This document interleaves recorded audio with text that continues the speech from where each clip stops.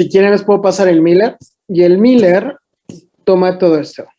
Entonces, habla de ahorita del tipo que les voy a yo platicar, de las asociaciones que hay con el lóbulo temporomedial y todas estas zonas que son súper importantes, aquí sobre todo, ¿no? Del hipocampo, etcétera, etcétera.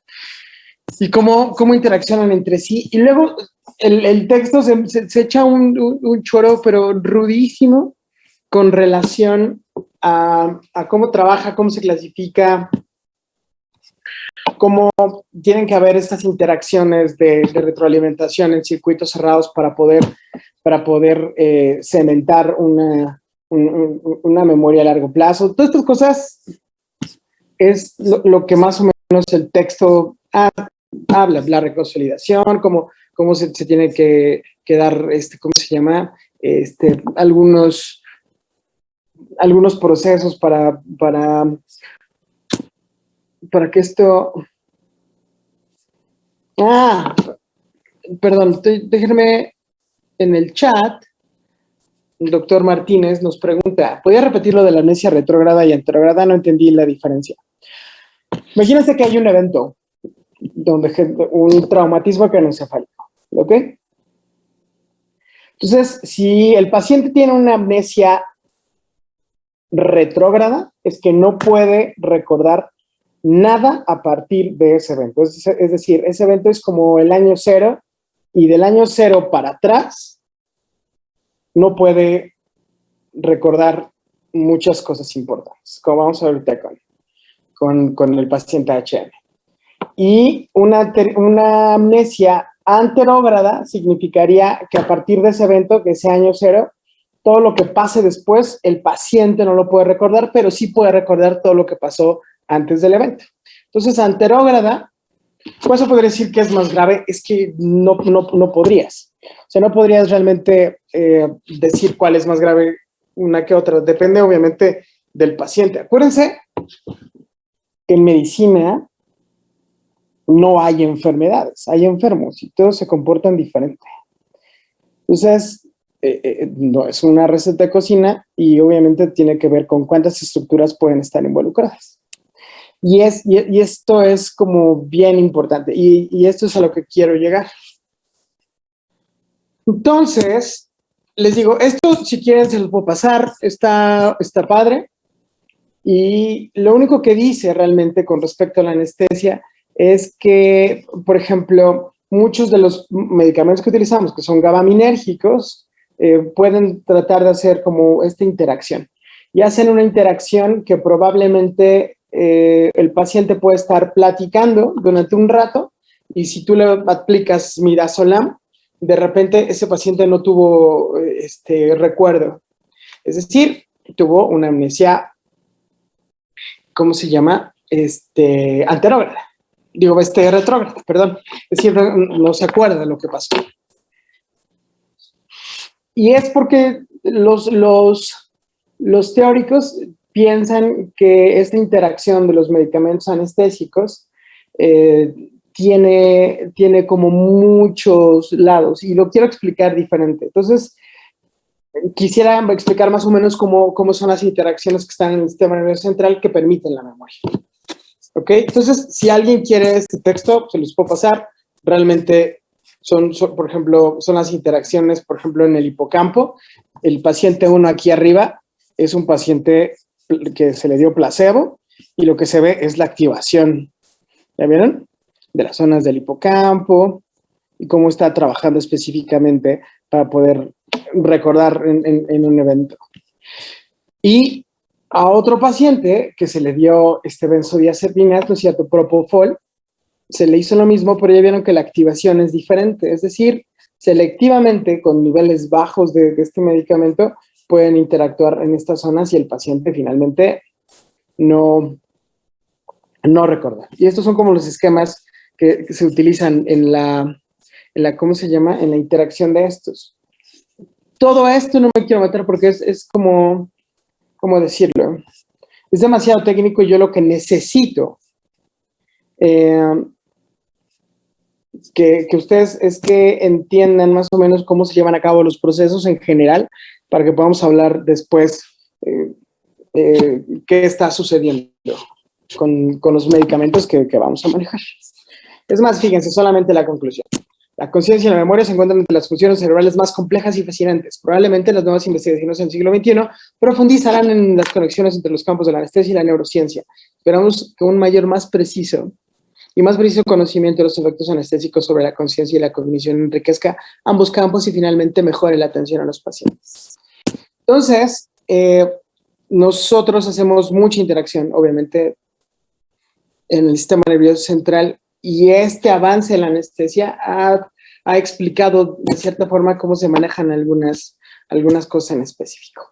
Pero yo quería empezar a hablar de esto de la memoria para seguir aterrizándolo con este.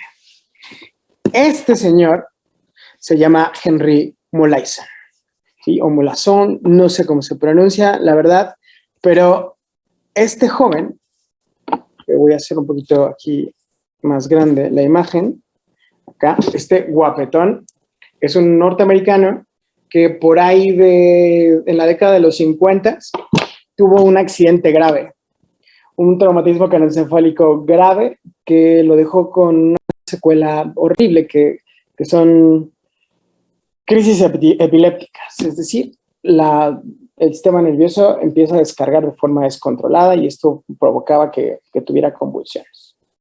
Ya lo verán en neuro, no se estresen, al final es esto, es un desorden en cómo las neuronas se excitan y esto provoca movimientos incontrolables y pérdida de la conciencia y muchas otras cosas. O sea, hay muchos tipos y en específico no permitía llevarle una vida normal.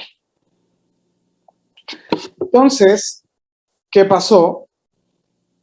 Fíjense que obviamente es el mismo de la figura, esta aquí es de joven en los 50. Aquí está como en los 80 ya, como 30, 40 años después. De hecho, el paciente HM se muere en 2008. Se muere en 2008 y ¿qué pasa? Fíjense que un neurocirujano muy famoso, que en este momento no me acuerdo más del nombre de lo que hizo fue una cirugía experimental y radical. ¿Qué hizo? Pues le quitó todo el lóbulo temporal medial, de acá. Fíjense, esto es el hipocampo, ¿ya vieron? Con la imagen que vimos hace ratito. Más si quieren lo vemos otra vez en las imágenes que tenía yo aquí. ¿Ya vieron? Aquí se ve muy bien. ¿Ya vieron? Como este paciente tiene hipocampo y se activa, de hecho. De hecho, aquí se ve, pero se ve inactivado. Ahora fíjense, ¿qué le hicieron al paciente HM?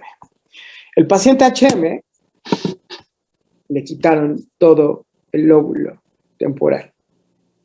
Bueno, no todo el lóbulo temporal, sino todo el lóbulo temporomedial. Esto. ¿Ya vieron? Entonces le quitó todo el hipocampo y las zonas aledañas. ¿Qué pasó con el paciente HM? Fíjense que de primera instancia, este procedimiento logró en él curar sus crisis epilépticas. Le curó la epilepsia. Es decir, Henry ya no convulsionaba. Y al ya no convulsionar, pues todo el mundo se alegró, pero pasó algo que obviamente nadie contaba, y mucho menos en los 50. Henry no podía recordar todo lo que había pasado la década anterior. Es decir, tuvo una amnesia retrógrada, es decir, a partir del momento de la cirugía no recordaba casi nada de los últimos 10 años. Recordaba algunas cosas, recordaba cómo se llamaba, podía leer y escribir, podía comunicarse muy bien, es decir, el lenguaje, sus costumbres, su idioma, todas estas cosas las conservó. Pero él no podía mantener recuerdos, no podía formar recuerdos. Y esto es algo como complejísimo. Entonces, el paciente HM, y si ustedes lo quieren googlear, y por ahí hay como un chorro de videos de YouTube, hay un chorro de información con él, porque lo vieron más de 100 neurocientíficos, y todos trataron de estudiar qué le pasaba, ¿no? Entonces, cosas que encontraron en él. Henry no podía retener información. Es decir, si veía una película, al acabar la película no sabía de qué trataba el principio y tenía lógica para él. Tú podías, si lo hacías repetir, por ejemplo, una serie de números cortos, durante un rato podía retenerlo por ahí de unos 15 minutos. ¿Y qué más no podía hacer? Él realmente no podía ubicarse. Una persona que no tiene hipocampo, que no tiene el lóbulo temporal, temporomedial, es una persona que no tiene tampoco memoria espacial. Y aquí hay algo súper complicado, porque hay distintos tipos de memoria.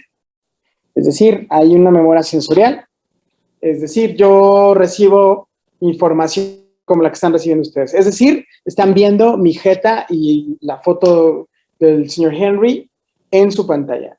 Y esa información, por ahí más o menos, dura solamente unos segundos. Después pasa a los sistemas, sobre todo aquí en estas zonas, y hay unas zonas corticales y hay otras zonas también importantes en la memoria, donde se conecta con la memoria a corto plazo. Y la memoria a corto plazo dura solamente segundos, ¿sí? Por ejemplo, si yo les pido que ustedes recuerden 5 objetos, ¿sí? Primer objeto, una moto. Segundo objeto, un árbol. Tercer objeto, una camisa. Cuarto objeto, un vaso. Y el quinto objeto, un caballo. ¿Sí? Se los digo porque si ustedes no empiezan a correlacionar esto, se queda en su memoria a corto plazo, y es más, en este momento a lo mejor ni siquiera se acuerdan cuál fue el primer objeto. Y es más, ni siquiera se los voy a repetir, porque si no lo recuerdan es porque se quedó en el corto plazo y no pasa nada. Si ustedes no lo correlacionan, yo no lo puedo absorber y quedarme. Y es algo bien sencillo, y es más, se explica también en muchos casos en la forma como estudiamos. Si tú te pones a leer, pero no lo entiendes, si no lo correlaciones, no se te queda. ¿Sí? Lo puedes decir 50 veces y a lo mejor 50 veces te va a quedar, pero si no lo correlacionas, eventualmente no te puedes quedar con él. Y esto es gracias a la plasticidad neuronal. Y de hecho, espérenme, por aquí estamos viendo, por aquí yo me encontré otra presentación que decía algo así. ¿Dónde está acá? Es decir, ¿yo qué necesito? Que la neurona realmente se empiece a conectar con otras neuronas. Y hay un concepto muy sencillo. Para pasar de los tipos de almacenamiento o los tipos de memoria, fíjense, los neurólogos han dividido esto en una memoria sensorial, una memoria a corto plazo, una memoria de trabajo y una memoria a largo plazo. ¿Sí? Este término de memoria a corto plazo se ha reemplazado por este término de memoria para trabajar. ¿Qué quiere decir esto? Fíjense. ¿Qué es la memoria sensorial? ¿Sí? Es el estímulo que solamente se queda en unos segundos, es decir, la imagen que están ustedes viendo en su pantalla, el sonido que hace mi voz y sale por los altavoces de su aparato, y solamente dura una fracción de segundo, que es lo que necesitan para que llegue al sistema nervioso central. ¿Sí? Esta información si tiene algún significado en específico. Por ejemplo, yo espero que las palabras que están saliendo de mi boca tengan algún significado y en este momento ustedes traten de llevarla a su memoria de corto plazo o memoria de trabajo. Si no tiene importancia, pues la desecho, ¿sí? Es más, ¿cuáles son las... ¿Se acuerdan de los 5 objetos que les dije hace rato? ¿Se acuerdan? Siquiera de 3. Sí. La primera era moto. Moto. Árbol, Vaso. camisa y caballo, ¿no? Caballo. Caballo era Y no sé. Sí, claro, pero por ejemplo, si ustedes hicieron, a mí cuando me hicieron ese test, era en el momento que me dijeron camisa, ¿qué camisa traigo puesta? ¿De qué color es mi camisa? Y ya me acordé de la primera, ya lo que relacioné, ¿no? Y así lo mismo, por ejemplo, caballo, ¿cuál es el caballo que más me gusta? Bueno, Shadowfax, el caballo de Gandalf, el Señor de los Anillos. Y en ese momento yo empiezo a agarrar esa memoria y hacerla de trabajo y echarle, es decir, y estimular las neuronas. Las neuronas que se excitan crecen juntas. ¿Por qué? ¿Qué es lo que necesitan realmente? Fíjense que aquí hay una imagen padrísima que me gustó mucho. Esto. Yo necesito interacción. Y la interacción se da solamente cuando paso de la memoria de trabajo a la memoria a largo plazo. Que es decir, entre yo más estimulo a través de glutamato en receptores NMDA y también dice el texto que receptores AMPA, yo lo que estoy haciendo es una serie de mecanismos hipercomplejos que van a producir que la neurona postsináptica secrete unas proteínas que van a hacer más árboles dendríticos, más receptores, y que esta vía que yo estoy estimulando para pensar en un caballo y hablar de Shadowfax, y Shadowfax era el señor de los caballos y solamente podía ser montado por Gandalf y era el más rápido y era de un blanco hermosísimo que no necesitaba montar. Sí, de repente yo empiezo a hacer estímulos que me van a permitir que las neuronas tengan neuroplasticidad, es decir, que se comuniquen mejor porque tienen más puentes. Pero Carmelita tiene una pregunta por acá. Para llegar a una memoria a largo plazo, ¿tiene que ser primero las anteriores, sensorial, corto plazo y de trabajo, o solo de trabajo? Fíjate que la de trabajo y la de corto plazo es la misma, para que se entienda. Fíjense, lo vamos a ver acá. Déjame checar también el chat aquí. Funciona hacer relaciones como el caballo, la moto son transportes, el ave es como un lugar, y en el cárcel. Exacto. Si tú lo empiezas a correlacionar y no te quedas solamente con la imagen abstracta, tú en ese momento estás estimulando estos sistemas de memoria con glutamato en receptores que van a producir proteínas, y esas proteínas van a permitir que exista una mejor comunicación. Y es más, algunos autores hablan de que no es que si tú tienes un accidente y pierdes neuronas, no puedan regenerarse. No, las neuronas eventualmente se van a regenerar. ¿Qué no se regenera y qué es súper complicado? Las relaciones que tienen entre ellas. ¿Sí? Muy bien. Entonces, por eso, por ejemplo, habíamos hablado de... ¿Dónde está aquí? Exit storage, ya habíamos dicho.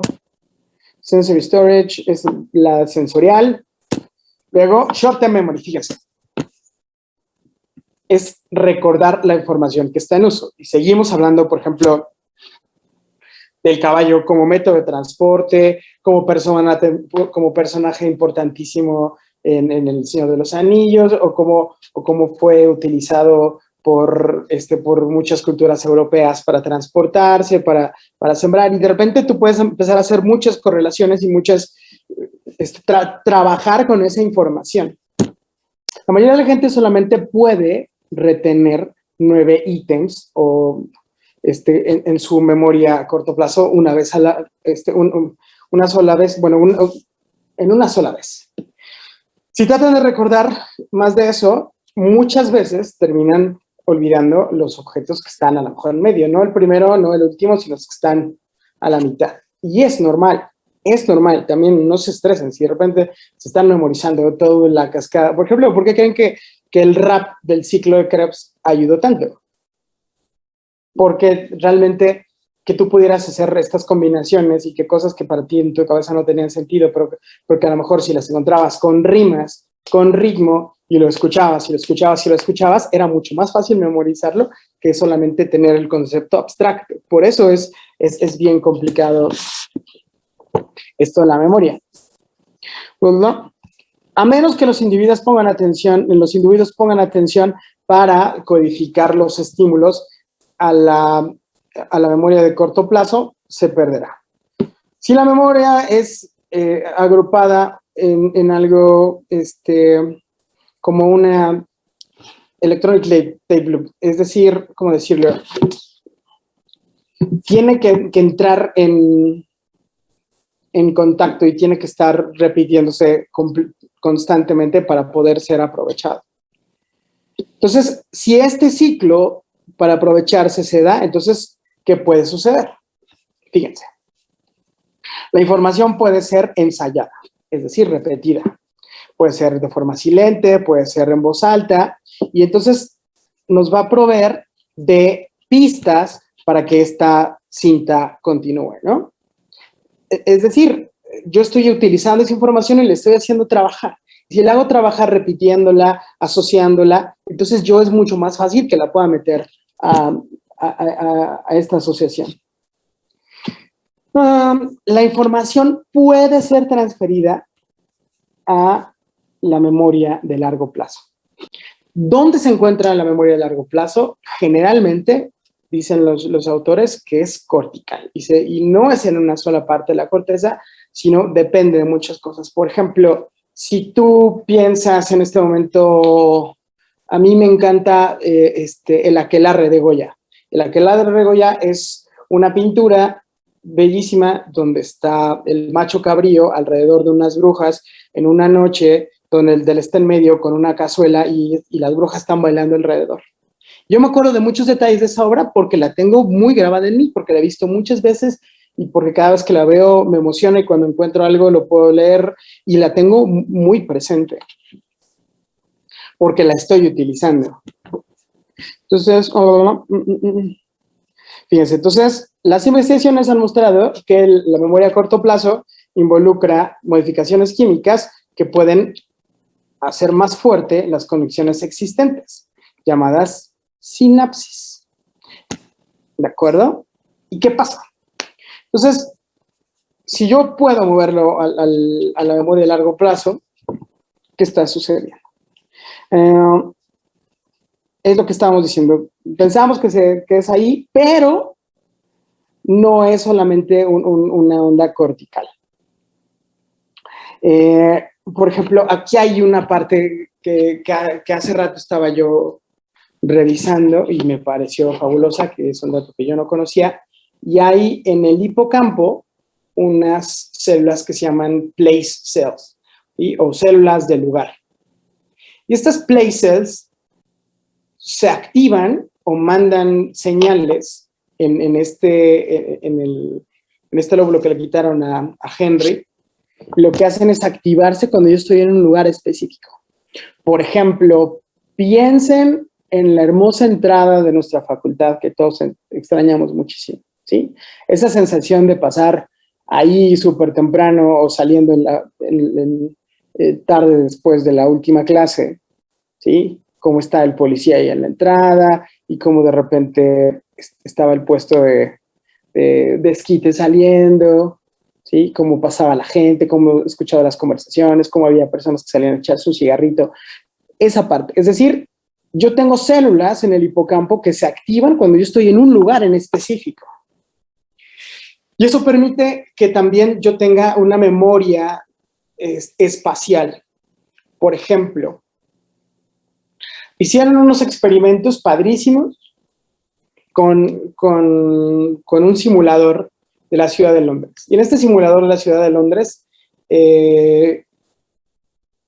se trataron de que, por ejemplo, una persona cualquiera, es decir, un sujeto placebo, entre comillas, fuera de lugar A a lugar B. Entonces conocía Londres, se subía estaba manejando el simulador y llegaba de la forma más sencilla. Y de repente un taxista que sirvió más de 40 años, pero tenía un daño neurológico importante, sobre todo en esta zona, no lo pudo hacer. No podía llegar del punto A al punto B. Y era una cosa que se asocia como estas cosas que puede hacer el hipocampo, sobre todo este tipo de células. Y es más, hay otro ejemplo de otro estudio que se hizo con ratas, en el cual la rata, en una especie de lugar delineado, cada vez que pasaba por cierto lugar, se activaba un sensor que tenía cuando esas sinapsis se daban de esas células en específico. Entonces, esperen, aquí llegan otras preguntas del chat. Dice, funciones en relaciones como el caballo de la moto sin reporte, esto ya lo leímos. Ajá. No, porque mi cola, ya sé, mi cola también. Por eso se recomienda hacer las entrevistas de trabajo primero o el último. Las personas recuerdan lo del medio. Exactamente. Y esta es una razón por las cuales. Entonces, por ejemplo, yo tengo otros tipos de memoria, ¿no? Y hay, ¿qué viene después de esto aquí? Por ejemplo, el cerebelo, los ganglios basales, agrupan mucha información espacial. Por ejemplo, yo tengo una memoria para subirme a la bici. Yo sé andar en bici y lo sé andar en bici desde que era muy niño y a lo mejor pueden pasar muchos años y yo volverme a subir a la bici y que sea muy natural el poder andar. No necesito volverlo a aprender. Es una memoria que está en esos lugares. ¿Y por qué? Porque acuérdense que todos los propios receptores que están en los músculos, todos tienen que pasar por el cerebelo y hacer una representación. Y esas neuronas y esas asociaciones también guardan de cierta forma memoria. Entonces, realmente lo que yo aprendo, lo que yo hago, lo que yo recuerdo, son muchas cosas y no dependen de un solo lugar. Y eso es lo complejo.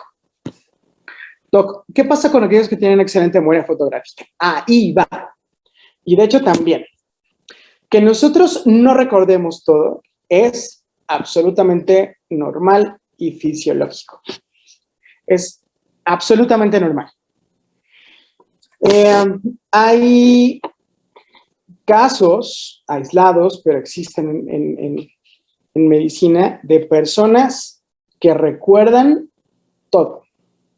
Es decir, imagínense una persona de 70 años que le dices, ¿recuerda usted el 14 de julio de 1994? Y te va a decir, sí, claro, fue un lunes y fue un día que hizo mucho calor, desayuné esto, subí a tal, vi este programa, dijeron esto en las noticias y de repente pum. Describen estos pacientes horrible, porque es muy cansado. Este es el extremo, ¿sí? Este es el extremo absoluto de esta memoria fotográfica. Obviamente, yo, por ejemplo, tengo amigos muy brillantes que tienen memoria fotográfica y que pueden, después de leer un libro, prácticamente citarlo. Y obviamente deben tener forzosamente cambios en su fisiología que permiten hacer estas cosas. Es decir, no pasa de la memoria sensorial a la memoria a corto plazo a la memoria de alto plazo, sino directamente ¡pum!, todo se va a largo plazo y se queda ahí y debe ser horrible. Y las personas lo declaran como horrible.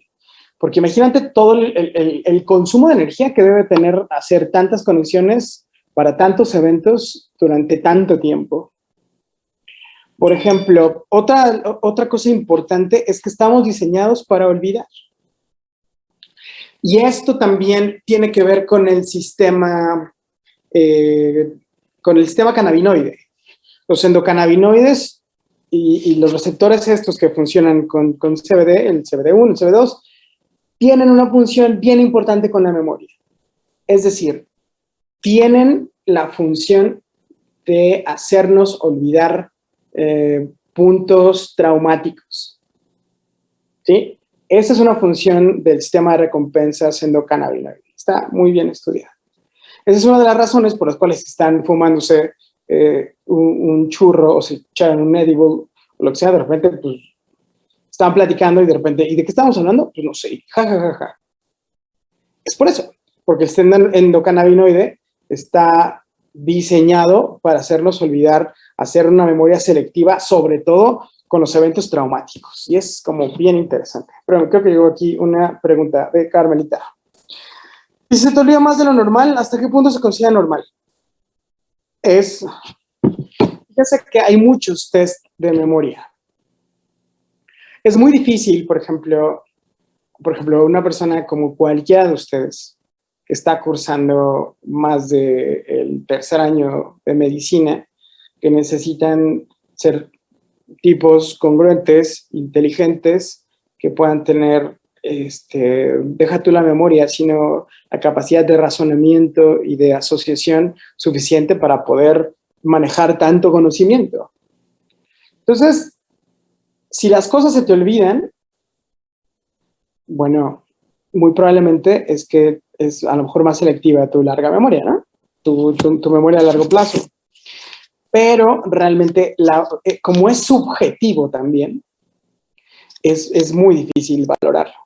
De hecho, lo que sabemos es por esto, por los experimentos que son en animales y por los pacientes que tienen amnesias y que tienen daños estructurales en zonas específicas del sistema nervioso central.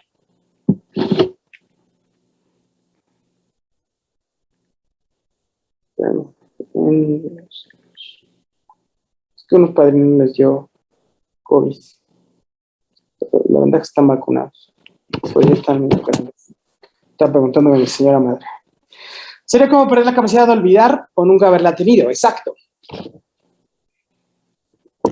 Entonces, es complejísimo. ¿De qué depende que las personas puedan recordar lo que sueñan y otras no? Se podría decir que un sueño sale a flote algunos eventos que reprimimos, modificamos conscientemente. Tampoco se sabe.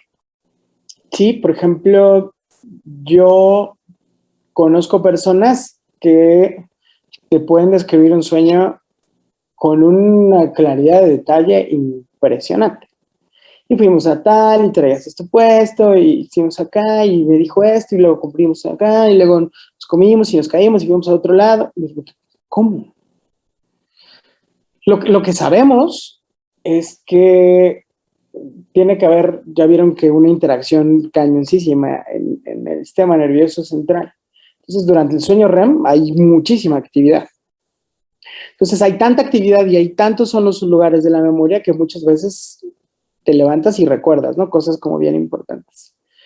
O te acuerdas de muchas cosas, pero como va pasando el día, como vas olvidando estos detalles, pues pasa lo mismo. Si no lo utilizas, lo desechas. ¿Quieres a lo mejor recordarlo? Pues sería por ejemplo, un ejercicio muy sencillo.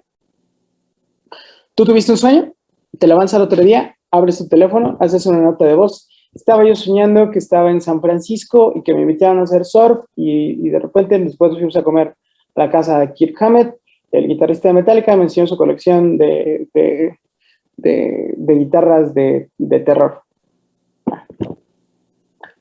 Entonces, tú lo vuelves a poner y te acuerdas, si en ese momento ya lo reforzaste, es muy probablemente que se quede contigo. Entonces, si se dan cuenta, es prácticamente lo mismo. Luego dice Doc, que no olvidemos cómo andar en bici o escribir en la computadora sin ver, tiene que ver más con un aprendizaje motriz y una memoria muscular, una memoria a largo plazo. Creo que son una parte de la otra. Es decir, que tú te puedas subir en una bici y darle durísimo o poder, por ejemplo, no caerte o recordar algún truco, Es más como cómo estás mapeado y cómo esa información está, por ejemplo, yo decía, de lugares específicos como el cerebelo y los ganglios basales.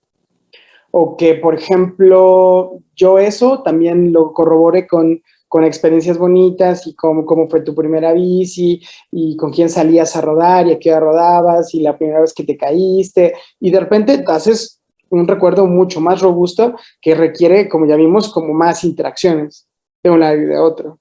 Entonces, sí, yo creo que son las dos. Una es parte de otra. ¿Cuál es parte de cuál? No sabemos. Pero lo que sabemos es que son que estas asociaciones se dan en lugares diferentes en el sistema nervioso central. Mi tocayo pregunta, Doc, ¿qué tanta relación existe entre el tipo de la memoria y los sueños lúcidos? Fíjate que de todo lo que estuve revisando con respecto a la memoria y con los sueños, eso sí no lo encontré. Entonces, te mentiría, tocayo, si te dijera, no recuerdo. Doc, cuando sentimos un déjà vu, se activan las células de Place del hipocampo que nos mencionó. Puede ser que si tú pasaste por un lugar que ya conocías, o a lo mejor hay cues visuales de algo, tú a lo mejor tengas como un flashback de un evento o de un sueño o de lo que sea y tengas un déjà vu. Pero al final, una vez más, estamos diseñados para sentir. Entonces, estamos diseñados para ver, estamos diseñados para oler, estamos diseñados para escuchar. Y como estamos viendo, estamos diseñados para recordar. Y finalmente, la memoria, y hace rato estaba escuchando la plática de una científica británica chingoncísima, la memoria es un mecanismo de defensa, porque te permite tomar mejores decisiones y planear. Por ejemplo, las personas que no tienen este lóbulo temporomedial no pueden imaginar cosas en específico. Ahí voy. Se hizo un experimento en el cual a una persona le dijeron, imagínate una playa, ¿no? Imagínate la última playa a la que fuiste, o imagínate la playa de tus sueños. Y de repente yo me estoy viendo en Mazunte a las 3 de la tarde con chelitas y con la sensación de arena en los pies y de repente cómo se rompen las olas ¿cómo se llama? En la playa y cómo están pasando las aves y cuántas nubes hay en el cielo, a lo que huele el mar, la música que puedo estar escuchando. Entonces yo armo un cuadro completo y lo estoy viendo. Es decir, si pudieran hacer una resonancia magnética de estas, ¿cómo se llama? Funcional, se llama resonancia magnética funcional, se activaría en muchos lugares porque estoy haciendo muchas cosas, muchas asociaciones, ¿sí? Estoy viéndolo. Y todo eso tiene que pasar por muchos lados. Pero, por ejemplo, una persona que tiene una lesión a este nivel, y solamente recuerda, ok, lo mismo que les dije, ¿sí? Si ustedes pudieron imaginarse el escenario que describí, una persona que no tiene este lóbulo, solamente ve azul, un poquito de café, como si fuera una pintura abstracta. Azul, café, como si de repente agarraras tu ropa y la tuvieras en el closet bien ordenadita, por colores y todo. Una persona que no tiene el lóbulo temporomedial, es como si agarraran toda la ropa y la tiraras al suelo y de repente se revolviera entre ella.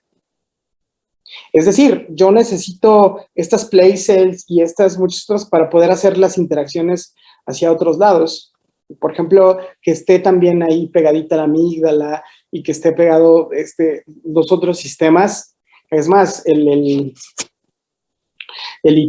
¿cómo se llama? El hipotálamo también, que estemos como súper rodeados de estas estructuras súper importantes, tiene que ver con cómo sobrevivimos y cómo hacemos muchas cosas. Entonces, tener memoria me ayuda a proyectar y a enfocarme en el futuro para hacer un plan, porque ya tengo como un bagaje en el cual yo puedo jugar para poder tomar una decisión. Una persona que no tiene memoria o que tiene estos tipos de amnesia súper rudas, pues se va a complicar estas acciones. Por eso, por ejemplo, lo que le pasó al paciente HM es que vivió hasta 2008 y el resto, prácticamente toda su vida la pasó en un hospital, en una casa de cuidados especiales, donde él tuvo una vida muy tranquila, nunca le faltó nada, pero pues no podía hacer nada extraordinario porque no tenía memoria. Entonces, ya vieron que es como un proceso bien complejo, bien complejo.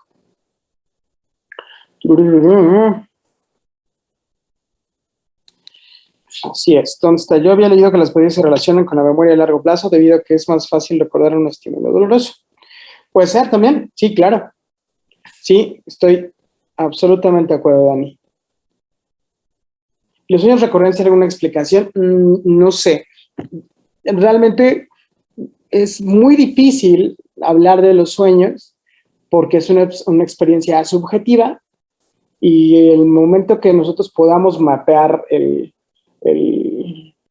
la corteza occipital donde se encuentran estas neuronas y donde se forman las imágenes y yo las pueda proyectar en una pantalla, pues a lo mejor podemos hablar de eso, pero realmente lo único que puedo hacer con respecto al sueño es ver cómo trabaja desde lejos.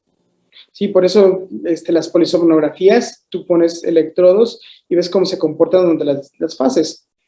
Cuando está despierto, cuando está en sueño no REM y cuando está en sueño REM y cuánto duran cada una de las fases, cómo se van intercalando una sí, una no, cuánto dura, todas esas cosas es lo único que puedo saber y ver y medir de los sueños. Entonces, los sueños recurrentes, estas cosas, yo creo que tienen que ver más como esta onda de la terapia conductual y de que son más ondas como de los teóricos en psicología, ¿sí? Los que hacen los terapeutas, todo esto podría tener una mayor explicación. Entonces, sí, es esto. Esto que estamos platicando es como el resumen de muchas cosas que leí de muchos lados.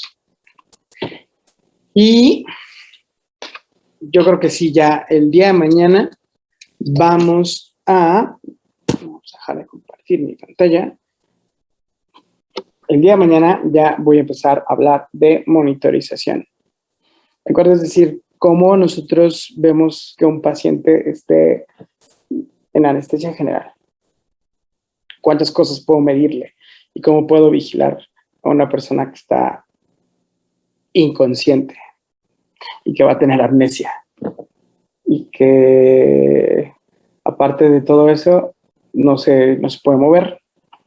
Está sin dolor. Entonces, todas estas cosas, todo lo que tiene que ver con monitorización, las vamos a ver el día de mañana. ¿De acuerdo? Entonces, si pueden leer un poquito de monitorización, estaría de lujo. Nos vemos el día de mañana. No sé si alguien más tenga alguna pregunta.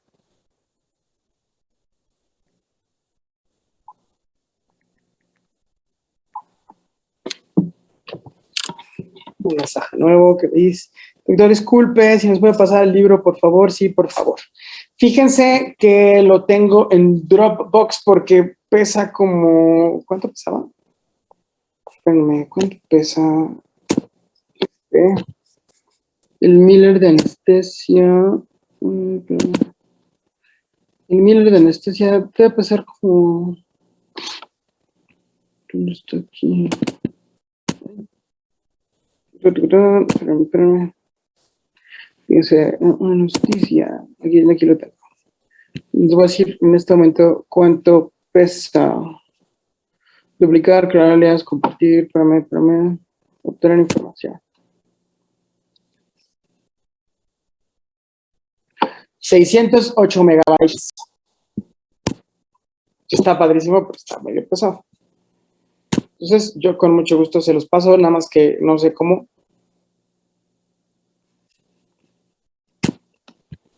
Disculpen mi falta de conocimiento con respecto. No lo puedes subir a Drive y nos pasa el link. Está en Books Médicos. De hecho, de ahí me lo huele, miren. Está aquí. ¿O no? Sí, está en booksmedicos.org. Yo tengo el 2016.